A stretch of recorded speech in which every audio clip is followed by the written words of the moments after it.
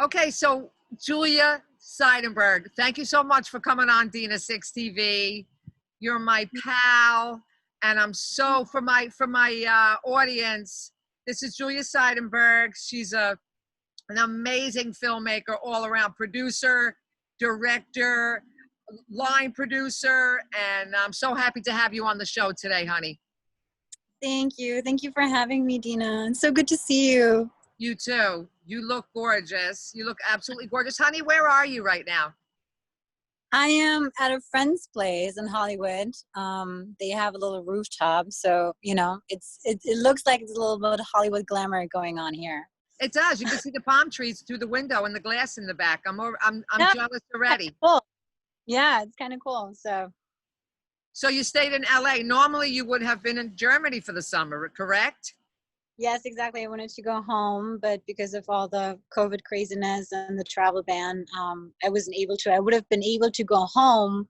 I just wouldn't have been able to come back. And that was my biggest fear, not to be able to be here in time to start, classes again and to do everything that I wanted to do. So Sure. So it's not just a 2-week quarantine. Once you go to Germany, that's it. You can't get back into the States.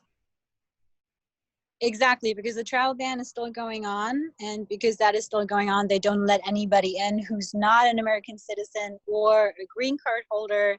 And since I'm on a student visa, that is not enough. I understand. Now you were getting ready to shoot. What's the name of your short film? I'm so sorry. Hide and seek. Hide and Seek. I worked with Julia, just casting. And here is this soft-spoken girl who loves a good thriller. You wrote a thriller, Hide and Seek. I love it. And you were going to shoot, when were we going to shoot? We were supposed to shoot in April, and then we pushed it to May. Right. And then because everything got even worse with the whole coronavirus craziness, then we decided to push it to August. So I was actually thinking about shooting mid next month, but I now just decided to push it for another time to September, just to kind of feel out the situation in LA, because California got so worse now all of a sudden, and everything is very unsure. And shooting at the studio at Sunset Gower is, this is very up in the air right now, and just with everything going on, I thought it would just be better and safer to just push it one more time. At least we would have, we've done everything that we could have, and we tried everything, and so then I just have to do it in any way I can. Yeah, it's going to come down to, they're going to have 900 projects looking like Zoom. Because yeah, I mean, I'm already working on a plan B to just shoot everything at my place at this point. Fantastic. There's just no way. Honey, maybe you get a decent design, a set design. You can make the corners of your apartments. You shot the other film with the spider, which I worked on, and I was no help at all. But, no, you were. You were a big help for sure. No. You did a great job. Thank you. I mean, that's the thing, right? Like, I like to do my projects. When I'm thinking about a project, I like to think of it the most easiest way possible with the best story. So I'm thinking about the easiest location that I can use without having to spend a lot of money, or maybe no money at all. And what is just easy and convenient to shoot at, where we have the most time, where we don't have to stress about anybody, not about permits or something like that, and where we can just really just focus on the project. And for this one, for my thesis one, I really wanted to, go all out and use all the opportunities that we have based on, the school and this studio. But now it seems like I really just have to go back to my normal routine and pretty much just make my place work for this, which is not ideal. You have that experience, so now you just, going back to your roots. Yeah, pretty much. It's it's coming down. Us as independent filmmakers, we know how to make a film with very little money, and we're actually we have the upper hand right now because we can continue to make content. We're not saddled to big, huge budgets, and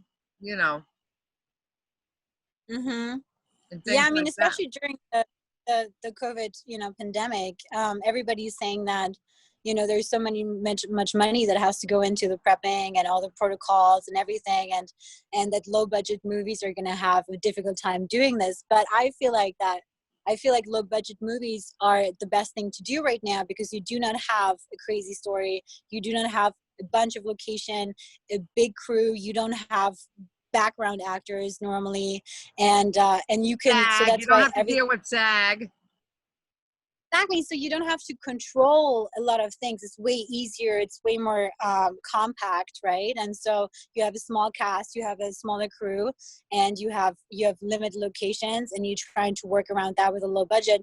And so I feel like, that is when you can really focus on keeping it safe, and doing everything that you can in order to stay in the COVID protocols. With the huge, like, million budget movies, how are you supposed to do that when you have hundreds of people crew? Sometimes you have days where you have hundreds of background actors plus the normal cast, and you're continuously, like, every day you're at a different location, outside and inside, sound stages, sets, everything.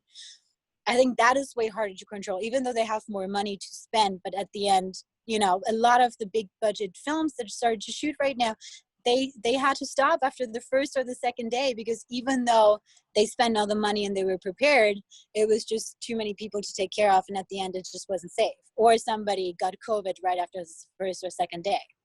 Yeah, they tried it, but the thing is I'm pretty sure they shut down. You can't get a permit on the street right now again. Forget it. It's done. They actually, no, film LA actually Oh, opened up. yeah? So It yes, did you open can. up Film LA? I spoke with You Yasser. He can. said he was having a hard time getting permits for the street. I think they are. I mean, they're open so that you can submit to get a permit. Yeah. But I think it's very hard right now for them to actually agree to it and then actually give you the permit. But the permit office itself is open for you to send in your request. So you can get denied. Do you know, honey, a lot of people are actually shooting in Big Bear right now. Yeah, I'm actually gonna go. You're gonna go to Yasser's, you're going to Yasser's shoot? Oh, I'm so happy. Not for the entire thing, but I am gonna be there for the first day to prep. Oh, I'm so happy. I can't go, but I'm very glad that you're going, and I'm very proud of him and very happy for him that he's, she's very famous, this woman in Egypt that's shooting the concept piece. Yeah. So, congratulations. Yeah, it When seems will you like go? cool. I will go on the 6th, so it's next Thursday. I will Why are you go only with going them for for one day? Well, I'm only going for one day because I still kind of feel very unsure the whole situation right now, with everything kind of getting worse. I don't know most of the people, but I definitely did want to be a part of it somehow. And so there is a fewer people going on the first day to prep everything. So Lucky, Yasser, all the people that we know. And it's about like five to six people right now that are going on the first day to prep everything. And so that's actually, I feel like, when they also would need most of my help. And so I said, I will drive with you guys. We will have part of the equipment. I will drive with Lucky. We'll drive up the first day. I will help you prep everything. And then you guys are already shooting the more sensitive material on the first day. And then the next day, when everybody else is starting to roll in, and coming to the cabin, and then actually starting to shoot one of the first big scenes in the evening, I will just leave before. I will just make sure everything is prepped, everything is set up, you guys are all good, and then I will leave, because being with so many people in that cabin for 3 days straight, I do kind of feel like I just have to be a little careful right now. Exactly. But I do be a part of something. Well, I'm so glad that you're being smart too, honey. Yeah, I mean, that's, like, I want to help out, and I do want to be a part of it, but I think that's just the best way to do it for me right now. Good. I was like, if it wasn't for my mother, the third party and the whole COVID thing, I would have flown out, but I can't quarantine for 2 weeks back, forth. To drive into, to fly into California, right? It makes no sense. None. Zero. Yeah, I get it for sure. Yeah. Make sure you wear a double mask. And then, how's a droplet going to get in, up, around, and, Yeah, I mean, it is a weird time right now, right? And I know that I started to feel too comfortable.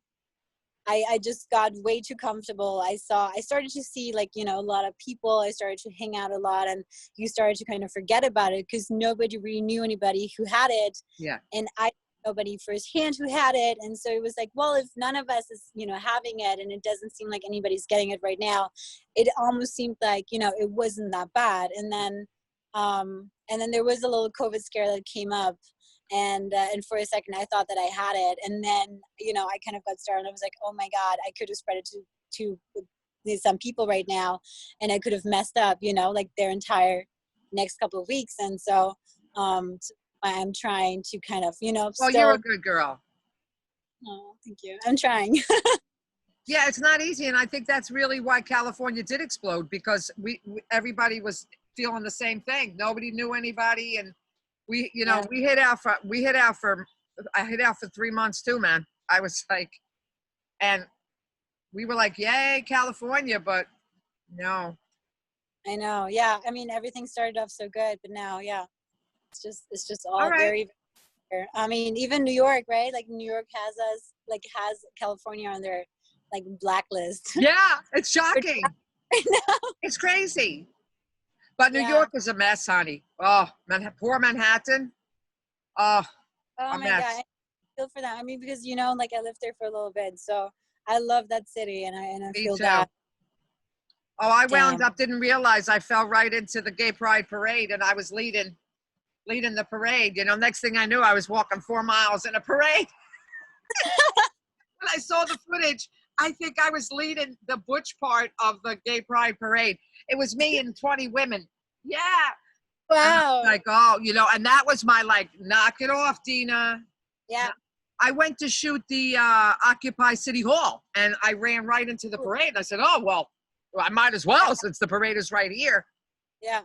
And I said, I was I very mean, yeah, lucky. for sure. Yeah, yeah. I mean, that's the thing, right? Because then those events happen, and if they still happen, then you feel like, Yeah. right, like I want to be a part of this. I want to be a part of something, and it seems like it is safe, but then towards the end, you realize, oh, I probably shouldn't have done this. Lucky and I, we went to, you know, when all the protests happened and everything. Yeah.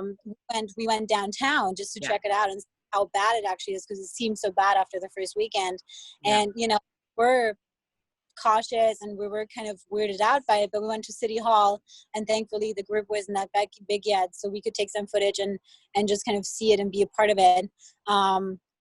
But and I did go to another protest, but I never went to the big marching ones. Woo, that was something. Yes, because not only it was a bunch of people who just weren't really paying attention, and they were, you know, of course, like you think more of the cause at that point and about, you know, the message and actually about yourself, which is, you know, supposed to be that way. But during COVID times, of course, like that's not the best way to do it. Yeah. But then also because of my immigration status, you know, at the point where they had the curfews and everybody who was out later, and the police towards the end were trying to get them all arrested. I didn't want it to be a part of that, because I was scared that, you know, Sure. if they catch me, right, then I Yeah. could report it, or something. So Yeah. um, No. weird, Yeah. weird times. Yeah. I mean, just insane. But through all that, you're going to Big Bear. You're gonna prep. You're a smart girl. You're still you're all set to shoot hide and seek. And how many actors are in hide and seek? I have 3 in total. Yeah, 3 in So total. so I have 2 main ones, Yeah. and then I have one supporting actress.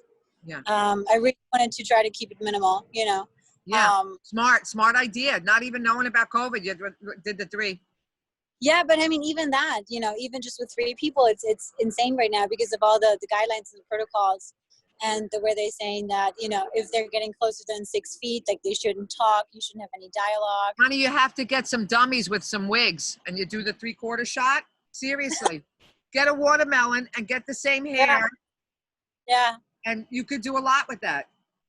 Yeah, I mean, even with the 2, you know, like, I mean, some of the people were saying maybe you should just shoot one person and then shoot the other without them actually being in the room. And that's not at all what I want to do. But thankfully, you know, the script itself, with the way it is set up, they are pretty much social distancing throughout the entire thing, except for the end. So Right. yeah, except for the end. And so the end I can cheat if I have to, Yeah. right? Well, And you're so gonna have to, but so what? yeah, I mean, but you know, that is the good thing, because they never were touching. There was never any contact throughout most of the entire thing. There was always something in between them, because they were already distant themselves with the Yeah. way the Yes, relationship yes, between yes, the yes, people. yes. Yes. Wow, wow. Yeah. So, honey, what inspired you to become a filmmaker? Seriously, I mean, you know, do you have filmmakers in your family? Do you come from a I filmmaking do background? not, I not at all. know. Not anything really creative. My mom used to work at a film company, which is called Fox, but not the. I mean, it was Oh, Fox Films pretty much. They were putting out the movies, but she was more in like the financing business area of that. But we had always a bunch of VHS tapes, all of the old VHS tapes, all of them that she got, that they distributed. oh, shit. Yeah, so I always used to, I still used to have like the little tiny TV with like the VHS type thing, and so I always used to watch a bunch of the old ones that she just got as a gift. But other than that, I mean, no really like non-creative people really in my family. But I always felt very creative. I didn't really was interested in anything else. I mean, I was interested in history. I was interested in languages, but I, from like a very early age on, I just started writing, and I started thinking, about certain stories that came into my head, and I was, Mhm. like writing stories down. I was showing it to my friends. I was, doing that in school and everything. And then when I was younger, I was thinking about, the dream would be to like be an actress, right? To be an international actress. Yeah, because you're To stunning. You could be an actress. Yeah. Thank you. No, I could.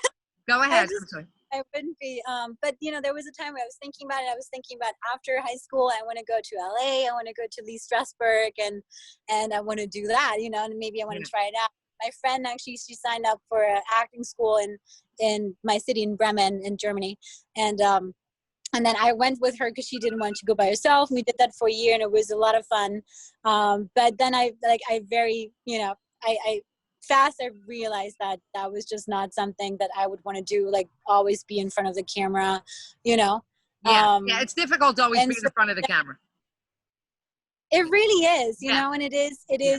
even though like you have so many different roles that you can play, and so many different movies that you can be a part of, but most of the times it's that one thing that you focus on, whereas when you're behind the camera, you can branch out in all these different positions, right, and go all these different ways. And so I was Oh, that's fine. I love it. I mean, I'm waiting for my right, aunt to come walking past me. yeah.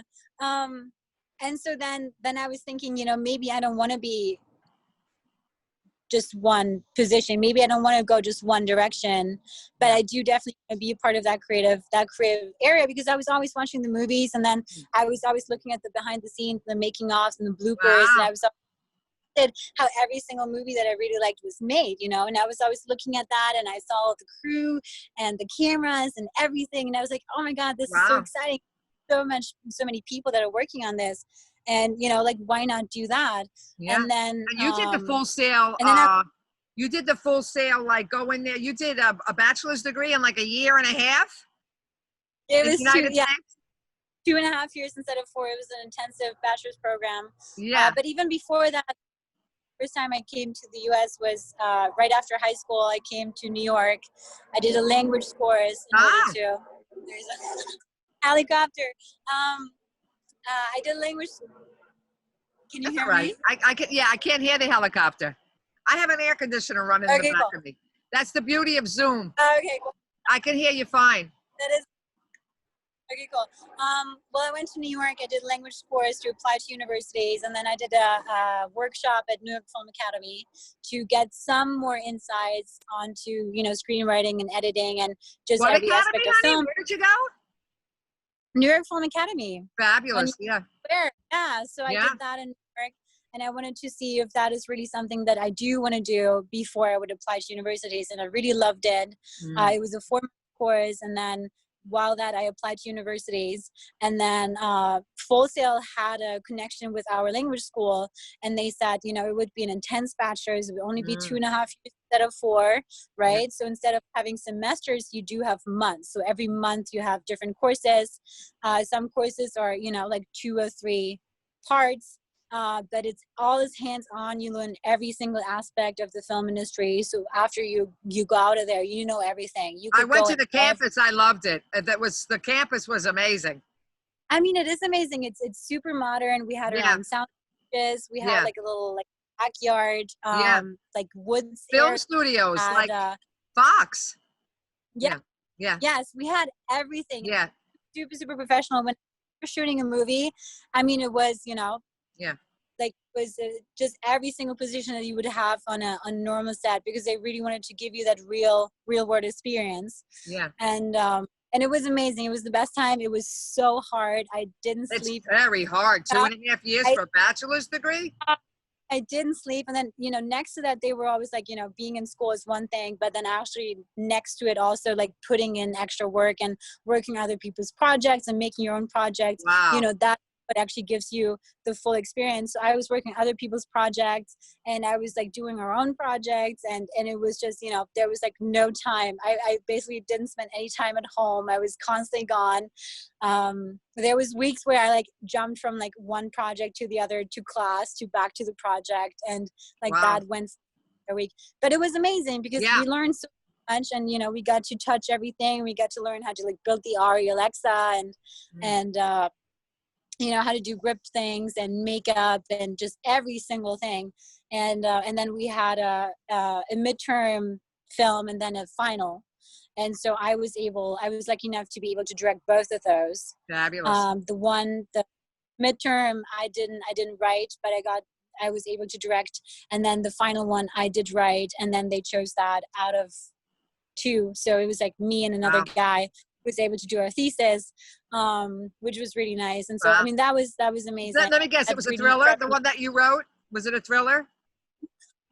Yeah, of course. What's the title of that? It was a drama. No. It was called Remember Me. It was a drama. Yeah. It was a couple where the husband died, but his spirit stuck around, and then they had to kind of figure out. What a beautiful title. Remember Me? Oh, I love it. Yeah, I mean, so that was really great. We were also able to shoot with film, which was really cool. The first scene we were able to shoot on 35mm film, which is in Miami to get digitalized. Wow. And yeah, awesome. And then after that, I came Miami here. was the only digital house. There's not many digital houses left. Wow. No. And it was super expensive, but our school, you know, thankfully had some budget and had some money that they gave us to produce the movie, and then also to do that because they wanted to make sure that, you know, because we learned how to load film and we learned how to you know, shoot on film and everything, that we can also do that in our final, which was great because you don't get that at all. And it was really interesting to then see, you know, like when it came back and how it looked. It had like such a specific look to it, and I loved it. I wish, you know, we could have shot everything on film, but of course, that's like way too expensive to do. Yeah, forget it. None of us would be in the film industry if we had this, if we shot film. No, Very for sure expensive. not. Yeah. But I mean, that was great. And then a lot of the people that I studied with, you know, they all came to LA. So we have our little group here and everybody got stable jobs and they're working at Netflix or HBO or, you know, at other like music video production companies or, and then you decided to get your master's degree. Why did you get a job? Because of your status, your work status? Partially. I mean, I was, you know, that 1 year when I came back, I got 1 year that I could legally work in order to experience. And you had a great job for the photographer. Wasn't it for a photographer? Yeah. I was working in a photography gallery that had a lot of very known, either older photographers but also one of the biggest photographers currently. And that was great. So that was my stable job while I was doing 2 different internships at 2 different production companies at Bold Films, which produced like Nightcrawler, Whip Splash, Wow. Neon, and all of those ones. Yeah.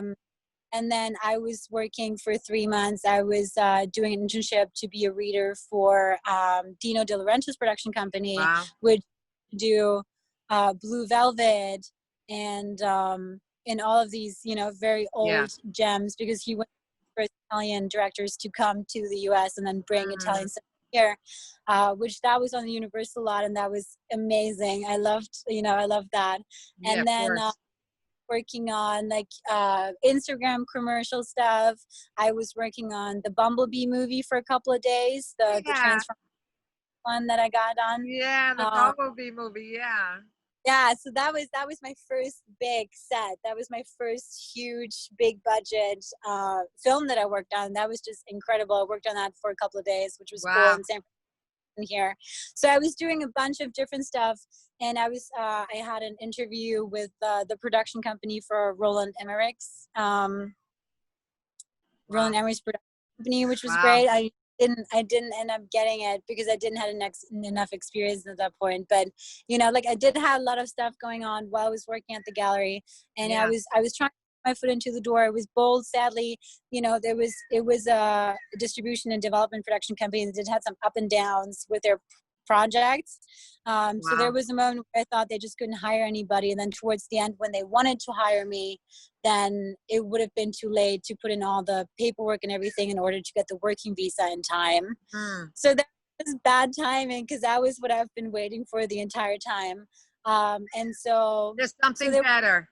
Something yeah, better. Yeah. yeah. And I mean, it was, I was also thinking about, it would just be good to get another degree here, not only to just, get a little deeper in directing and all the fields that I'm interested in. To master your thing. Yeah. Yeah. But then also because the teachers that are here in the schools, they're so much more connected, right? And they're so much more up to date. I mean, the Full Sail people were great, and a bunch of them were working, but they weren't in here, LA. Right? Yes. Yes, they weren't in LA. They weren't up to date on all the industry stuff, and they weren't connected anymore. They kind of stopped working. Most of them stopped working a couple of years ago and then just started teaching. And here I knew that everybody was still connected. Oh, yeah. So I thought, what a great opportunity to just be in school here, just do that, work some more on my own things. And then also just, get close to the teachers and maybe be able to use their connections to then bring me further.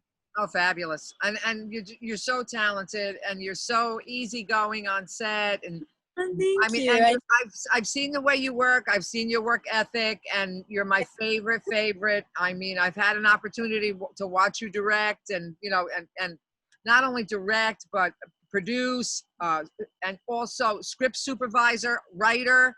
I mean, on and on and on. And you're always down to work in every single project. I mean, I've lived it. I've experienced it. And I just wish you so much luck, my dear. Just so much luck. And and you don't even need my luck, because I know you're going to be just, fantastic. Yeah. Fantastic. No.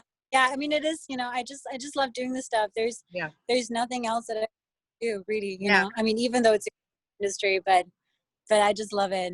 So, Honey, you are in the industry. You're living in LA. You're working on projects. Okay, so you're not working for Sony or for Paramount, but that doesn't mean that you're not already in the industry. You're going to Big Bear next week, and shooting a concept piece for an enormously famous Egyptian star. And so this movie could take off. It takes one break.